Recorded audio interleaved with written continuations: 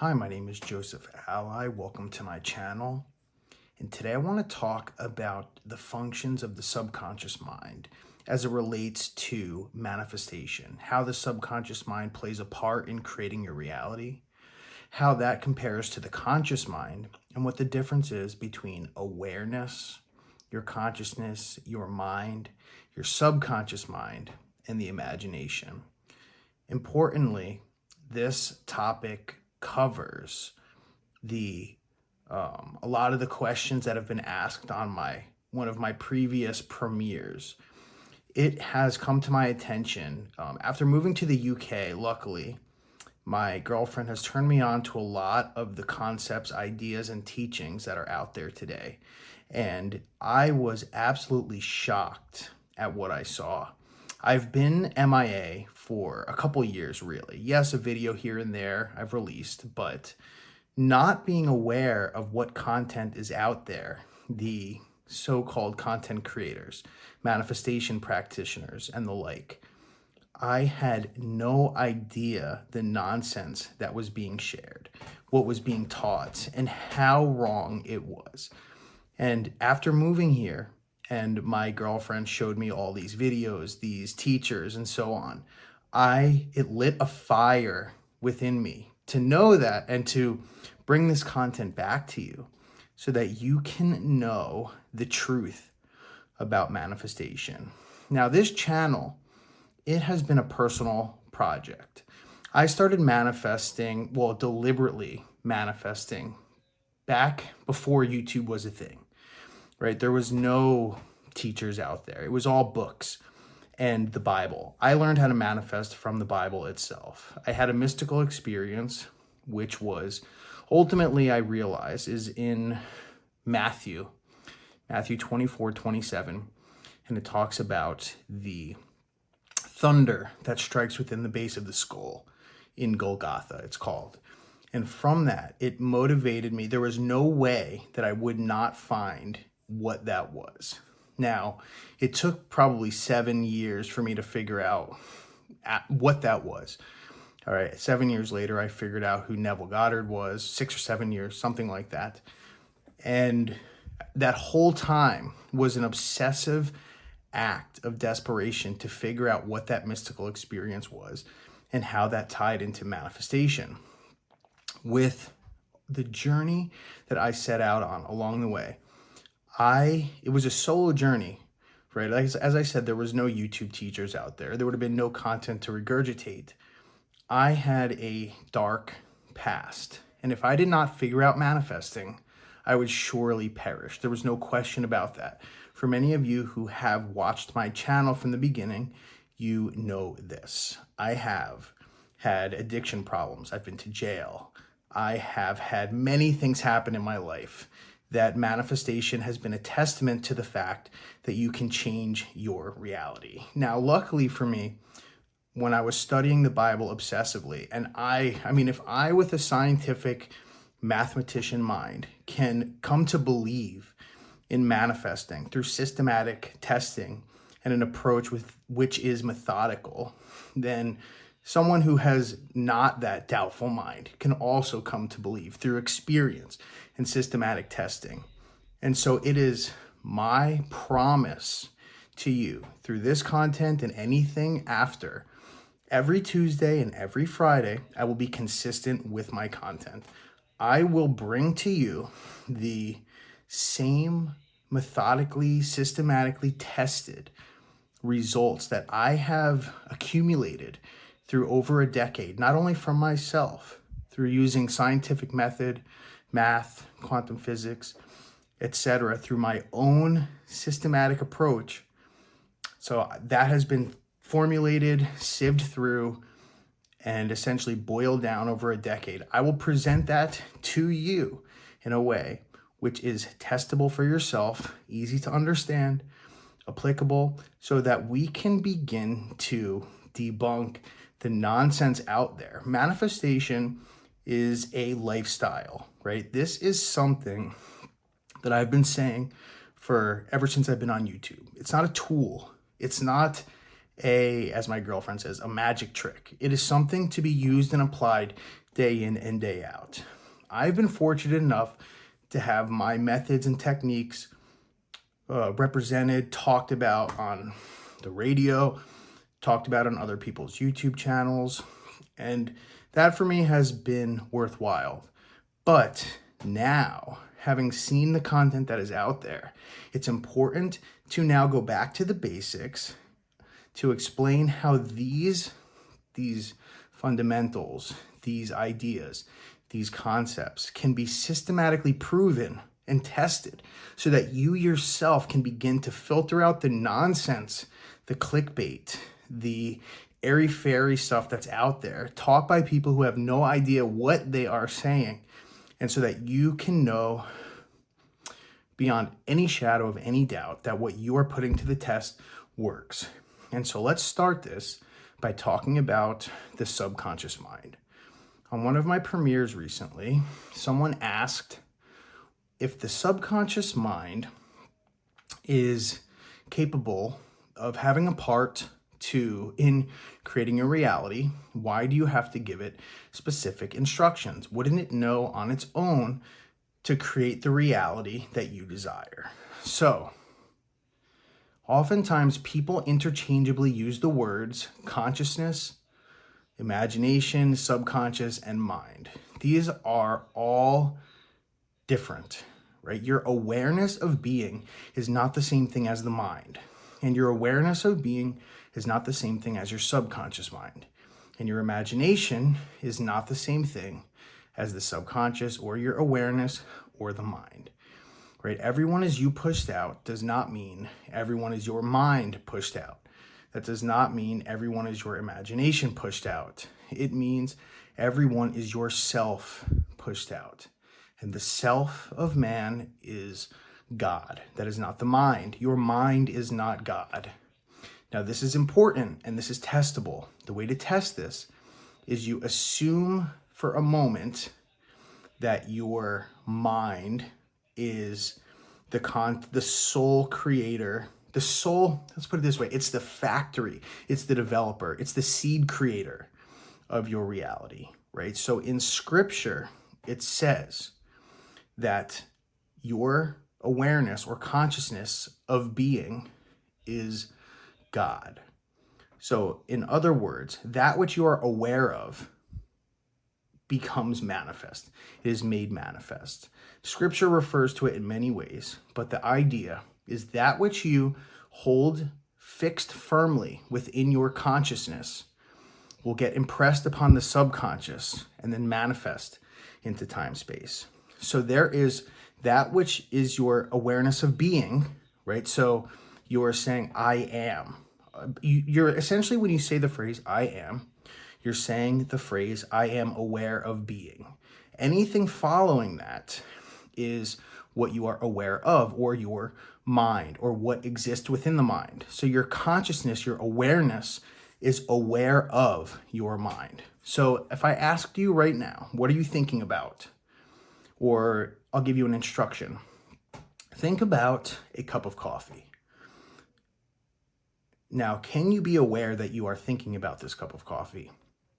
The answer will be yes. You can observe yourself thinking about a cup of coffee. And the fact that there's an observer and the observed is the fact that consciousness or yourself and the mind are two different things. If you were the mind, you could not decipher thoughts. You would become a thought. Each thought that existed would be yourself, and then it would vanish, which means you would be losing a part of yourself. You could not distinguish between one thought and the next. You would be the thought or the next. But you are that which is aware of your thoughts. So therefore, you are not your thoughts. You are that which is aware of your thoughts. Important concept. The next concept is the subconscious. The subconscious is not the mind. The subconscious is that which stores, or it's the intermediary between that which you imagine or that which is within the mind and the consciousness itself. So in other words, you imagine something, you hold that in your mind, your awareness becomes aware of it, right? So you hold an image within the mind. That's your imagination is a subset of the mind. You imagine something and hold it there. If you hold it there long enough, your consciousness yields. It's the protector between the mind. There's a guardian between your imagination and the and consciousness itself, right? That's your conscious mind must yield to allow the image of the imagination to enter and pass the conscious gate and go into the subconscious.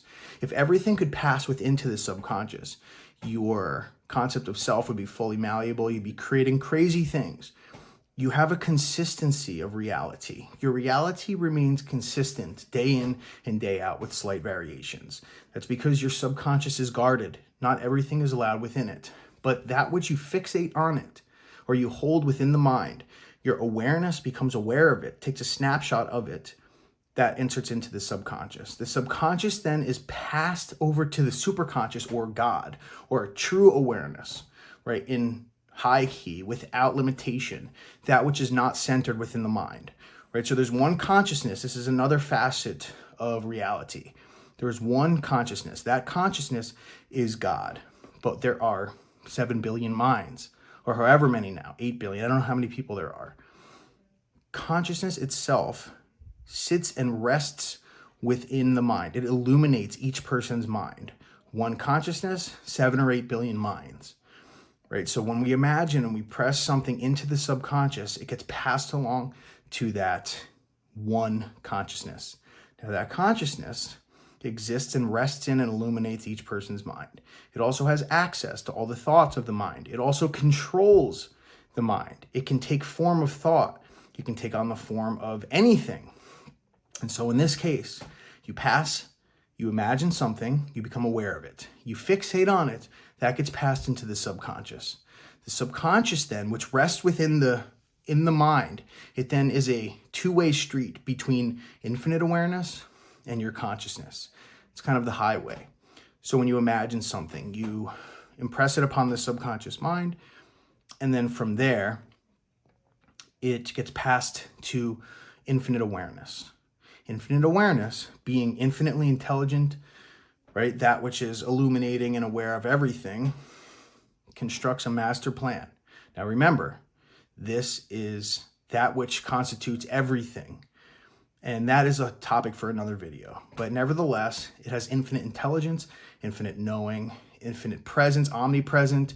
It is everywhere. It has all power. It consists of everything, meaning everything is made up of awareness or consciousness.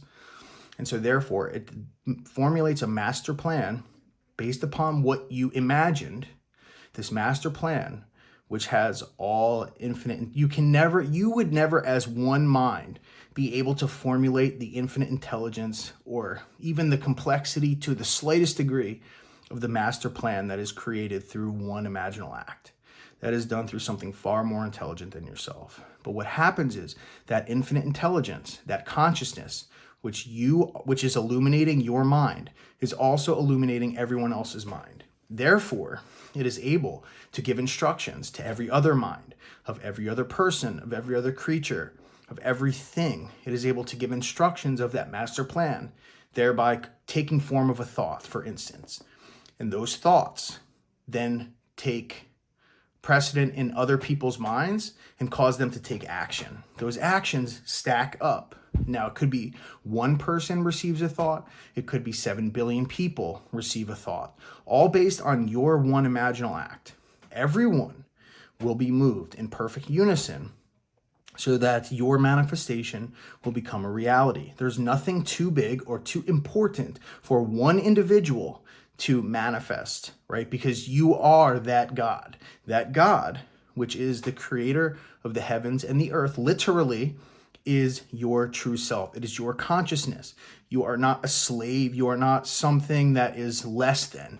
That is who you are, and therefore you are important. You can test this by imagining something. Take something that you want, some event, some experience, some thing, some person, some place, whatever it is. Imagine that. Hold that within your consciousness. Hold that within your consciousness. And then watch How? After you hold it there, imagine the end over and over, that will get impressed within the subconscious, and then the subconscious will pass that over to infinite intelligence. Now, if it's a singular imaginal act, it'll only execute once, usually. If it's a one-off, some sort of, I don't know, winning something or one event like a marriage, that will happen once and drop off. But if you construct an imaginal act, which would ultimately prove that something remains away, like something general, like I always win things. I'm always complimented on. I always am successful. Then what happens is, right, that's why it's important to have the subconscious, because the subconscious will store those things. And if it's an always thing, an everyday thing, a conditional thing, such as every time I do this, then that. Your subconscious holds it, and then whenever something happens, it will push that back to awareness, and then awareness manifests it over and over, infinitely. You don't have to keep imagining it. By saying something like, I am important, what happens is your subconscious will store that, and it will execute that always. It will always create experiences which ultimately will make you feel you are important or successful. If I manifest, I'm always successful. Everything I do is successful. That holds, or the subconscious holds on to that and replicates it always. It's like a hard drive, but constantly executing. So the subconscious stores imaginal acts, it stores conclusions that you make, it stores beliefs, it stores assumptions, and it executes them always. It keeps your reality consistent. So your job is to construct desires, to construct imaginal scenes, to construct beliefs, construct assumptions, construct things that you want, whether once or always. Or you can even look at what this reality consists of and thereby, I guess, come to the conclusion of what exists in the subconscious that you didn't even realize. And by looking at the things that are happening in this world that you wish weren't, that you can see are bad patterns, you can always know what's in the subconscious. And if you know what's in the subconscious, you can overwrite it. You can construct something that opposes it or takes precedence that cannot exist at the same time as the thing you want gone. And then you imagine you are that thing. You imagine you have that thing. You imagine you always experience that thing, and your subconscious will hold on to it. Now, what's important to note is that the subconscious is non-selective, it's non-logical, it has no idea of context. You have to be specific. You have to tell it the exact thing that you want. There's a story that I always give. I read it in a book, but it's a great story, great example of what is always true that you can test. And you've probably seen these experiences before, and I implore you to write it in the comments if you have. If you're not specific with what you want, you will manifest something in the exact definition of it, but it might not be what you intended. Your subconscious doesn't care what you intend. It doesn't care what you want. It cares what you impress upon it. If you want $1 million and you imagine feeling gratitude, your subconscious has no idea what you want. It accepts gratitude and then will manifest and replicate gratitude. So you have to be specific.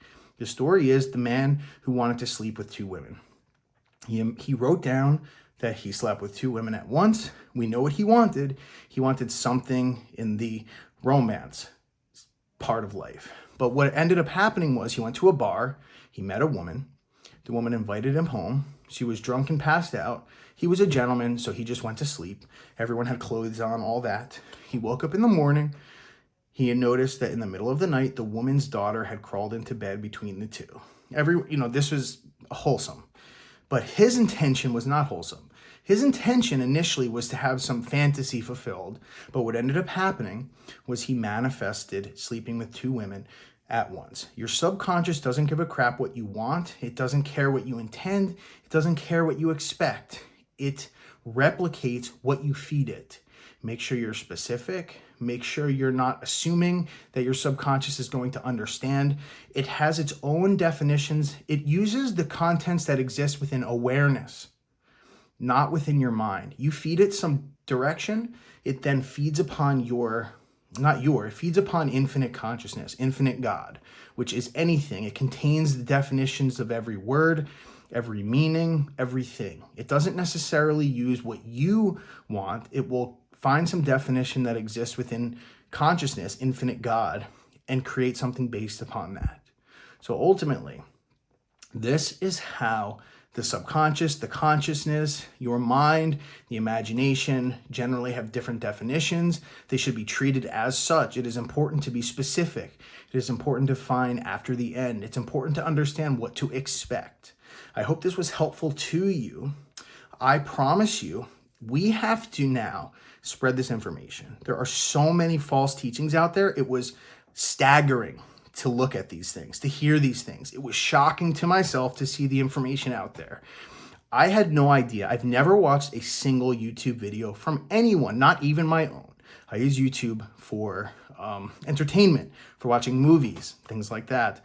Never watched a single YouTuber talk about manifesting until I moved into UK, and I've been spending time living with my girlfriend, who many of you have figured out. There's a collaboration coming between us to talk about the intricacies of manifesting a perfect person, a general person, and how things do not necessarily come instantly. They take their own time, their own appointed hour. They have their own DNA, their own consistency. No two manifestations are the same. Even if you imagine the same thing twice, they will have different outcomes, different time frames, different whatever. But the point is, I digress from that. The point is that we have to begin to share the correct, tested information. It's flattering that people have been sharing my methods and techniques. I have received the recognition. That's awesome. But we need to now get this back on board, get this channel re-picked up. I have not been keeping up my end of the deal, but I now have a new goal, and that is to get this information out, this true, tested information, not the regurgitated information, not going on someone else's channel, taking what they said and sharing it with other people, not creating clickbait. I'm talking about the stuff that I have solo tested tens of thousands of times, constructed, masterful, predictable techniques and methods that you can use on a consistent basis to get results. We have to share this information so that people can stop being misled. So I will hold my end of the deal and be consistent. Tuesdays and Fridays will be my days to release content.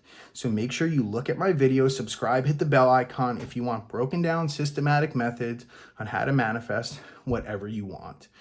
The amount of questions that I have received from my coaching clients, the amount of comments that I've received through people who have purchased custom imaginal acts have been proving to me, and I had no idea that the information out there was so misguided, but it's been proving to me just how misguided everything is. And I understand that old content, people don't necessarily perceive it as much.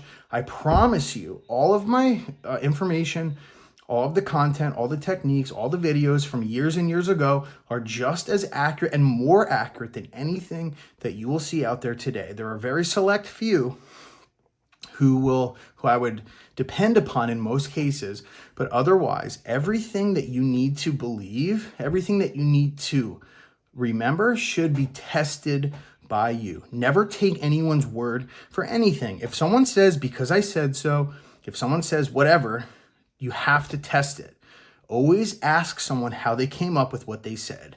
If you begin to inquire and push people, you will see who knows what they're talking about and who doesn't. And this stuff is sacred. This stuff needs to be shown the truth upon. So anyway, I digress again. Thank you so much for watching this.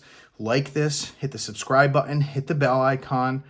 Stay tuned. Tuesdays and Fridays. Thank you so much.